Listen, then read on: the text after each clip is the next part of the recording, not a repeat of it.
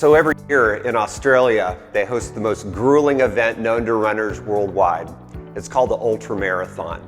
From Sydney to Melbourne, it's 144 miles, and every year runners line up to compete. Often they're in their 20s or early 30s. They have these $400 Nikes or Adidas running shoes on, all ready to go. But in 1983, a man named Cliff Young came and showed up to the race in overalls and work boots. He had no one sponsoring him. He'd never run a marathon before. He was simply a farmer. And as a farmer, he watched his sheep, and whenever a storm came, he would have to run out into his 2,000 acres and gather in the sheep. And he would often run the whole time while he was doing it. Sometimes he'd be running for days on end because it was the only way he could gather in his sheep. So he felt like he would give this thing a try. And so the marathon set off, the young men and women shot off, and there was Cliff, just shuffling along in his work boots. Now, the way you run an ultra marathon, the way you're trained to run one, is 18 hours on, and then you rest for 6 hours. So these young runners, they got to the end of their 18 hours, they went to bed that night, but Cliff Young just keeps shuffling along and running at a slow pace. No one told him he had to stop. He didn't know he was even supposed to sleep. And so he just kept running through the darkness. And when the young men and women runners woke up in the morning, he was way ahead of them. He went on not only to finish that ultra marathon, but he actually won it in world record time. For 5 days, 15 hours and 4 minutes, he ran straight all the way to the very end. And that really is a story, a parable for us during this coronavirus pandemic. We want to keep pressing on. We want to keep running forward, keep taking one step after another. Despite all the uncertainty and despite all the questions that will be raised in the months and perhaps even years ahead. You know, when you look at pandemics historically, usually pandemics, they don't usually last months, they usually last years. So we find ourselves in the middle of the darkness, but together as a people, we're going to continue to move forward. And so we want to invite you to do that with us this fall, to go forward together. You're not alone in this. We're running this race together, and we're going to keep moving forward.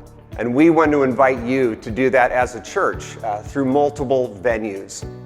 We want to just outline the fall for you to tell you what you can expect so that you can continue to move forward in your own spiritual growth. We have our kickoff Sunday planned for you this coming Sunday, September 20th, and that will be held outdoors in the Union Church parking lot. We invite you to gather either distance or remaining at your car, however you feel most comfortable. But do join us for a time of special worship and fellowship to follow. We will be continuing to do combined worship at the 10 o'clock hour throughout the fall and leading up to Advent. Of course, if numbers increase to the point where we feel that it would be safer to do 2 worship services, then we will resume our 2 worship service schedule on Sunday mornings. But for now, we'll just have 1 service at 10 a.m. Starting Wednesday, September 23rd, we'll be having a guided time of corporate prayer, either in person in the sanctuary or on Zoom from 6 to 6:45. Following this time of prayer, we'll be offering a growth group focusing on the kingdom of God. And again, this will be available to you either in person or online. In addition, we'll have times of outdoor fellowship available for you. We'll be regularly inviting food trucks to come and provide food for us following the worship service. Of course, all of this is weather permitting. Also, we'll have ministries that are taking place this fall. We'll have service opportunities for serving the homeless and the needy. Student ministry will continue to meet and will be available to serve our youth. We'll have events, hopefully we'll have our annual trunk and treat event for families. And then come the end of November, we'll usher in our Christmas and Advent season and celebrate the joy of Christmas here at Union. And of course, Angel Tree plans are moving forward, as is the tradition. Again, all these things are going to look maybe a little different. We might have to put into place some protocols that maybe we're not used to. But together, we are moving forward. And of course, I'm preaching through the book of Revelation the rest of this fall. And so we would love to invite you to come and to worship. We are here, we're open on Sunday mornings, and we would love to have you join us as we move forward together.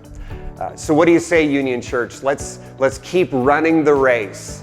Let's continue to run through the darkness, and we'll hopefully have a great fall together.